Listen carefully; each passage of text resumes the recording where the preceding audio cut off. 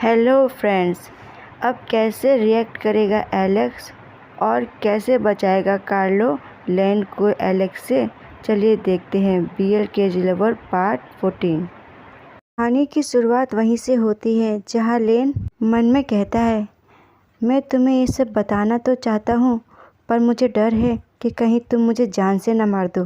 फिर हम देखते हैं कि एलेक्स अपना काफ़ी फेरोमोन्स रिलीज़ कर रहा होता है और वो लेन को गुस्से में कहता है, मुझे लगता है कि शायद तुम्हें ये बात मालूम नहीं है, तो इसीलिए मैं तुम्हें ये बात बता देता हूँ कि मुझे खुद को दोहराना पसंद नहीं है। तुम समझ रहे हो ना? और क्या तुम बहरे हो? ऐसा तो नहीं है ना? तो मैं फिर तुमसे पूछता हूँ, तुम कौन हो? और ऐसा वे लेन को गुस्से में घूरते हुए देख के कहता है। एलेक्स के फेरोमोन्स की वजह से लेन को सांस लेने में परेशानी होने लगी। ये क्या है? ये मेरा गला घुट रहा है। दोपहर का वक्त होता है और फिर लेन ये सब देख के कांपने लग जाता है और कहता है,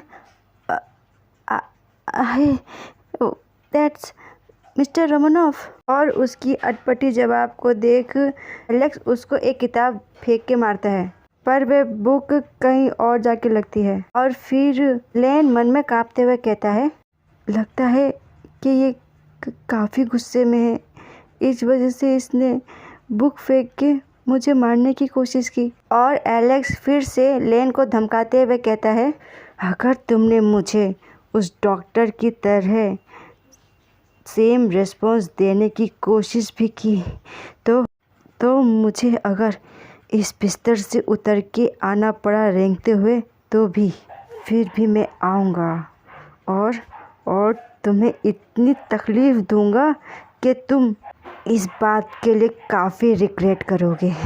एलेक्स की ऐसी बातें सुन के लेन मन में चिल्लाते हुए कहता, हे भगवान, अब मैं क्या करूं?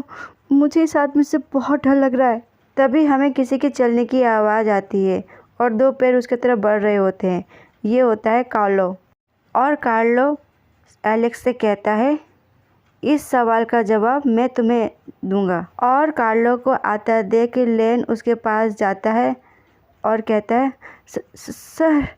और कार्लो के साथ एलेक्स के पास जाता है और फिर कार्लो एलेक्स से कहता है, तो एलेक्स चलो मैं तुम्हारा इंट्रोड्यूस इस आदमी से करवाता हूँ। और बेशरम कार्लो मुस्कुराते हुए एलेक्स से कहता है, तो एलेक्स देखो, इससे मिलो, यही तुम्हारा पार्टनर, और तुम लोगों की शादी 4 दिन पहले ही हुई है और इसका नाम लेन है। और यहाँ लेन की हालत ख़राब हो रही होती है और एलेक्स शॉक और कार्लो रॉक। फिर एलेक्स कहता है, हाँ आखिर ये क्या कह रहे हैं आप? शादी मेरी किससे?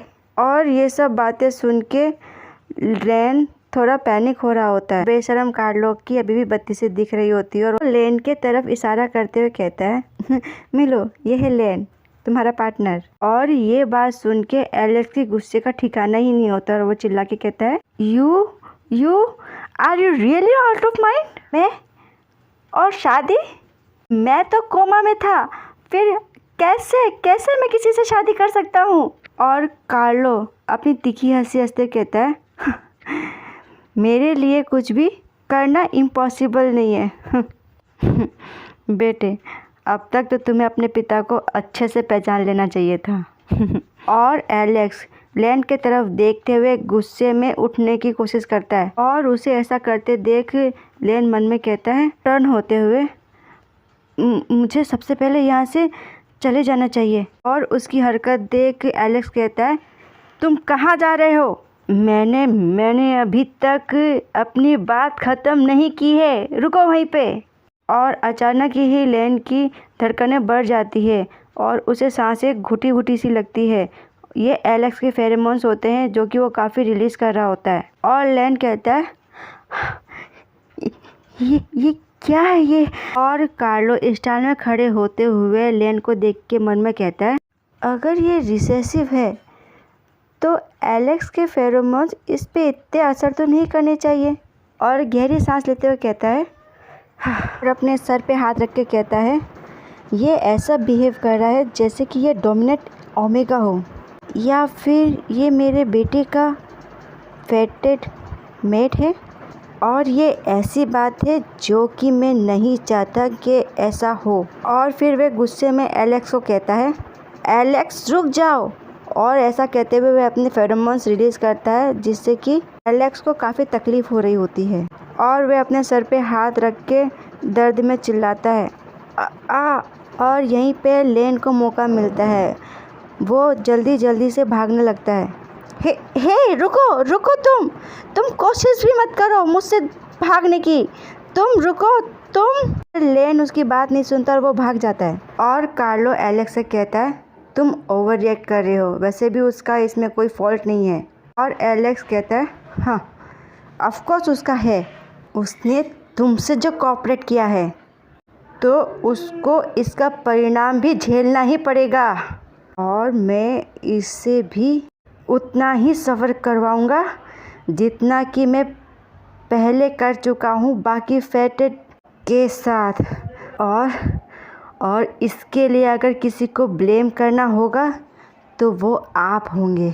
दिन का समय होता है और उनके घर के अंदर का सीन दिखाया जाता है। फिर एलेक्स कहता है, इन सब चीज़ों को रोको और उसे कह दो कि मेरे घर से चला जाए। और मैं ये नहीं चाहता कि मेरे हाथ उसके खून से गंदे हों, वो भी आपके कारण। और फिर कार्लो गहरी सांस छोड़ते हुए हंसते हुए कहता है, मैं जानता हूँ एलेक्स, तुम अभी भी वैसे ही हो जो कि अपना गुस्सा किसी और पे निकालता है। और कार्लो बैठते हुए कहता है, मैं ये सोच रहा था कि मौत के मुंह से बाहर आने के बाद शायद तुम थोड़ा बदल जाओगे, पर और वे एलेक्स के चिन को पकड़ के कहता है, अनफॉर्चुनेटली एलेक्स, इस बार थोड़ा डिफरेंट है। और मेरी बात ध्यान से सुनो बेटे, और इस बार मैं तुम्हें इसका इस तरह से अंत नहीं करने दूंगा जैसे कि तुम अभी कर रहे थे, समझे? और फिर एलेक्स उसके हाथ को झटकते हुए कहता है, डिफरेंट, इसका क्या मतलब है? और ये पहली बार है कि मेरा पिता मुझसे चाहता है किसी और को बचाना। और फिर कार्लो से कहता है, और मैं तुम्हें बता दूं, तुम्हारी इस शादी में तुम्हारा काम इतना मुश्किल भी नहीं है, और ऐसा भी नहीं है कि जैसे कि तुम्हें कुछ खोना पड़े। बस तुम इस शादी को चुपचाप से निभाओ। और ऐसा सुन के एलेक्स उस पर कुछ फेंक के मारता है और कहता है, धत तुम। और कार्लो उसे चौंक के बस देखता है गुस्से में। और एलेक्स पागलों की तरह मुस्कुराते हुए कहता है, अगर तुम अपना उत्तराधिकारी चाहते हो तो तुम क्यों नहीं शादी कर लेते और अपना वंश बढ़ाते? और बेशरम कार्लो अपनी पहचान दिखाते हुए मुस्कुराते हुए कहता है, गले में हाथ फेरते हुए, ओह कितना बुरा है, पर मुझे एक ग्रैंड चाइल्ड चाहिए, ना कि एक बेटा। और एलेक्स चिढ़ते हुए कहता है, हाँ तो बस तुम एडमिट करो। तो क्या तुम ये एडमिट कर रहे हो कि तुम्हारा सीड बस उस घटिया इंसान के शरीर में ही हो सकता है जिसने कि तुम्हें छोड़ दिया है? हाँ, और वो भी किसी और आदमी के लिए। और ये बात सुन के कार्लो गुस्से में एलेक्स को एक स्लैप लगा देता है और कहता है, अपना मुंह बंद करो बेवकूफ़। लेन जो कि बाहर खड़ा होता है, उसे पूरी बात सुनाई नहीं देती, उसे बस आधी बात सुनाई देती है और टर्न होता है, ये आवाज़, ये किस चीज़ की आवाज़ थी? और फिर एलेक्स कहता है, हाँ क्यों, क्या ये सही नहीं है? हाँ, और तुम इसे एक्सेप्ट क्यों नहीं कर रहे? और कार्लो गुस्से में चिढ़ते हुए कहता है, तुम? और वो एलेक्स को और मारने ही वाला होता है कि लेन वहाँ आ जाता है और उसे रोकते हुए कहता है, सर रुक जाइए, और आपने इसे मारा क्यों? और कार्लो पे गुस्सा करते हुए कहता है, क्या आप अपना दिमाग खो बैठे हैं? और आपको तो ये पता ही है ना कि ये बस अभी ही होश में आया है।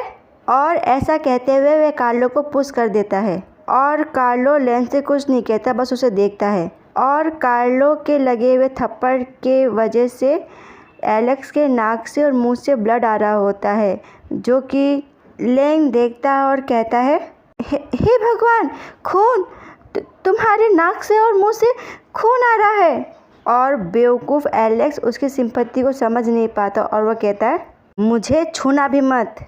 तुमने उसके साथ कोऑपरेट करके इस शादी में मुझे ट्रैप किया है। और ऐसा कहते हुए वह लेन का हाथ झटक देता है और लेन टर्न होते हुए घबराते हुए कहता है, मेरे पास कोई चॉइस नहीं थी। और कार्लो तीखी हंसी हंसते हुए टर्न होते हुए कहता है, हाँ, इस बात पे कोई सेंस मत निकालो।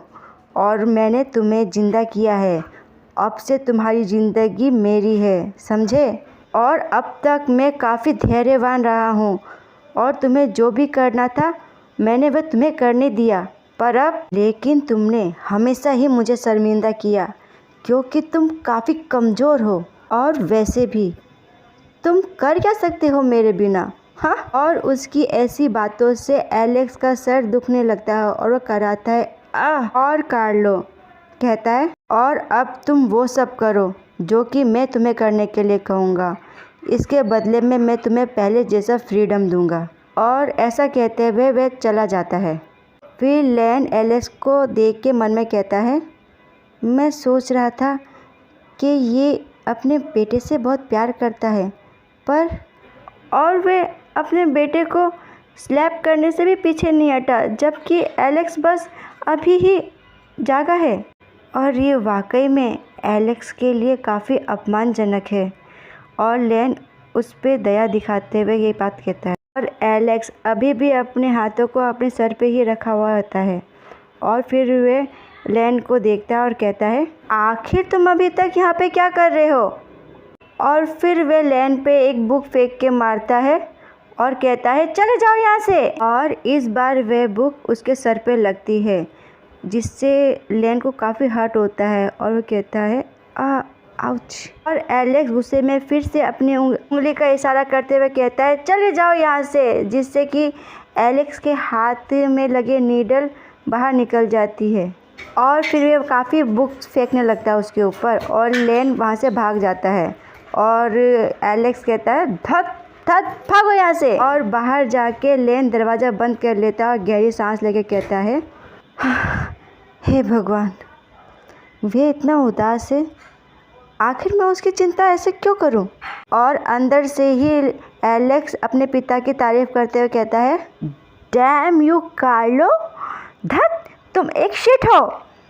और फिर लेन मन में सोचते हुए कहता है, वैसे वाकई में सोचने की बात तो है, आखिर रोमानोफ इतने आगे तक क्यों बढ़ गए और उन्होंने एक अनकॉन्शियस इंसान की शादी तक का कदम क्यों उठाया।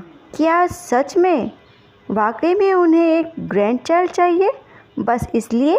अगर ऐसा ही बात है तो उनको तो अपने बेटे की शादी एक डोमिनेट ओमेगा से करवानी चाहिए थी और ये वाकई में काफ़ी बेटर होता एक रिसेप्शन के मुकाबले में तो। और फिर हमें शाम का समय दिखाया जाता है और यहाँ पे एलेक्स पड़ा पड़ा अपने बेड पे पलंग तोड़ रहा होता है और मन में कह रहा होता है, ऐसा क्या हुआ होगा जब मैं कोमा में था। और फिर अपने चेहरे पे हाथ रखते हुए गहरी सांस लेता है। आखिरी बात जो मुझे याद है वो ये है, मैं रसिया के एक रेस्टोरेंट में था और तब और वे किसी इंसान को सोचते हुए उसका नाम कहता है, फेलिक्स लेव व्लादिमीर। और गहरी सांस छोड़ते हुए कहता है, शिट, मुझे पक्का यकीन है कि मैंने उस बदमाश को उस घटना के समय वहाँ देखा था। हाँ, वो वही था। और जहाँ तक मुझे लगता है कार्लो को भी ये सब बात पता होनी चाहिए, इसी वजह से शायद उसने मेरी शादी इतनी जल्दी कर दी और मैं कभी भी मर सकता हूँ। और इतने गहरे विचारों में खोने के बाद भी इस नालायक को बस एक ही बात याद आई और वह अपने आप से कहता है, पर कार्लो ने मेरे लिए इस आदमी को ही क्यों चुना, ये बिल्कुल भी मेरे टाइप का नहीं है। और अपने हाथ को बिस्तर में पीटते हुए कहता है, बिल्कुल भी नहीं। और हमारा डरा सहमा लेन मन में सोचता है, आई एम ग्लैड कि उसे रात का कुछ भी याद नहीं है, या फिर शायद उसे पता ही नहीं चला होगा जो कुछ भी रात में हुआ, खैर मैं बच गया। वैसे उसके एटीट्यूड को देख के लगता है अगर उसे पता चलता तो वो तो मुझे मार ही देता उसी वक्त। और अगर सर कार्लो यहाँ नहीं आते तो पक्का एलेक्स मुझे मारने की कोशिश ज़रूर करता, क्योंकि उसे पक्का यकीन है कि मैंने इस शादी में उसे ट्रैप किया है। और देखो इस नालायक कार्लो को कोई फ़र्क ही नहीं पड़ रहा, और बेचारे इधर लैंड की हालत ख़राब हो रखी है सोच सोच के। और देखो कितने मज़े से सिगरेट पी रहा है।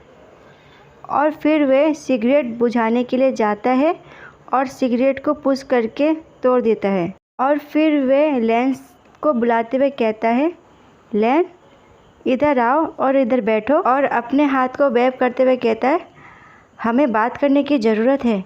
और बेचारा लैन अपना सर हाँ में हिलाते हुए उधर चल जाता है और जाके कार्लो के पास बैठ जाता है और बिना कार्लो को देखे हुए कहता है, मैंने जो भी किया मैं उसके लिए तुमसे माफ़ी नहीं मांगूंगा, और वैसे भी गलती आपकी थी, आपको उससे ऐसे थप्पड़ नहीं मारना चाहिए था, जबकि आपको पता है कि वो अभी भी उठा है। और फिर कार्लो कहता है, मैंने देखा तुम्हें उसकी चिंता थी, जबकि मुझे लग रहा था कि तुम मरने के हद तक डरे हुए हो मेरे बेटे से। और ये देखते हुए कि पहली मुलाकात में ही उसने तुम्हारे साथ काफ़ी बुरा व्यवहार किया है। और फिर लैन काफ़ी डरते हुए अपने हाथ को क्लेंच करते हुए कहता है, वो हाँ, मैं इस बात को एडमिट करता हूँ कि मैं उससे काफ़ी डर गया था, ख़ास करके उसके फेरोमोन्स। वो वाकई में काफ़ी स्ट्रॉन्ग थे, जिसे कि मैं फ़ाइट ही नहीं कर पा रहा था। पर मैं समझ नहीं पा रहा कि आखिर में उसके लिए इतना वरी क्यों था, और जो कि मेरे डर से भी ज़्यादा था। और फिर कार्लो लैन से कहता है, क्या तुम्हें पता है कि वो तुम्हारा मेट है? जिसकी ये बात सुनकर के लैन थोड़ा शॉक हो जाता है और फिर ब्लश भी करने लगता है और अपने चेहरे को टर्न कर लेता है। और फिर कार्लो उससे कहता है, तुम्हें इस बात को मेरे सामने छुपाने की ज़रूरत नहीं है, और एक रिसेसिव ओमेगा जैसे कि तुम हो, तुम्हें लगता है कि तुम किसी के फेरोमोन से इतनी आसानी से अफेक्टेड हो सकते हो जैसे कि तुम एलेक्स से हुए थे। और गहरी सांस छोड़ते हुए कहता है, हाँ, वो तो शुरू से ही तुम्हारे ऊपर फेरोमोन्स की बारिश कर रहा था। मेरे ख्याल से उसे पता ही नहीं इस बात का कि वो क्या कर रहा है। एक डोमिनेट अल्फा जो कि फाइंड कर लेता है अपने मेट को, मुझे नहीं लगता था कि वो ऐसा कुछ करेंगे, भले से उसे कुछ पता हो या ना हो। और लैंड चौंक के कहता है, हाँ, इसका मतलब है कि सिर्फ मैं ही उसके फेरोमोन्स को स्मेल कर सकता हूँ क्योंकि मैं उसका मेट हूँ। और फिर लैंड को मुस्कुराते हुए देख के कहता है, क्या तुम्हें पता नहीं चला कि मैं शुरू से ही फेरोमोन्स छोड़ता रहा हूँ, और फिर भी तुम्हें पूछने की ज़रूरत है? और इस बात से लैंड डर जाता है और डरते हुए अपने आप को छुपाते हुए कहता है, हाँ, क्या आप फेरोमोन्स छोड़ते रहे हो? पर किस लिए? और उसकी ऐसी हरकत देख कार्लो को काफ़ी गुस्सा आ रहा होता है, और फिर वो कहता है, उसके सर पे टैप करता है और कहता है, हे, आखिर तुम सोच क्या रहे हो? और तुम मुझे बिल्कुल भी अट्रैक्टिव नहीं लगते, एक बाइट के लिए भी नहीं। और वह अपनी उंगली से उसके सर पे टू टू करता रहता है। तुम बेवकूफ़, अगर मैं ऐसा नहीं करता तो एलेक्स पक्का तुम्हें चोट पहुंचा देता। मैं इसलिए फेरोमोन छोड़ रहा था ताकि एलेक्स तुम्हें डरा धमका ना सके अपने फेरोमोन से। और कुर्सी स्लाइड करते हुए खड़े होते हुए कहता है, और ये सब मैं बस अभी के लिए ही कर पा रहा हूँ, अभी बस उसकी करंट कंडीशन की वजह से। अगर एलेक्स एकदम ठीक होता और फिर वो ऐसा करता तो मेरे लिए ये सब करना बहुत मुश्किल होता। और देखो कार्लो ने कितनी ज़ोर से लेन के सर पे टू टू किया था, इसलिए उसे कितना दर्द हो रहा है। और लेन को देखते हुए कहता है, हाँ, क्या तुम्हें ये सब बातें नहीं पता? ये तो कॉमन नॉलेज है।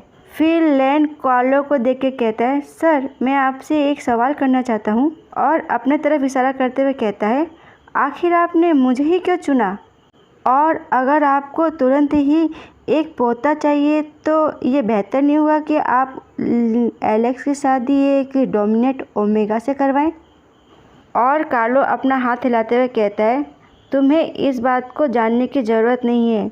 तुम्हें बस ये करना है कि तुमने जो कॉन्ट्रैक्ट साइन किए तुम्हें उसके अकॉर्डिंग चलना है और अपना जॉब अच्छे से करना है।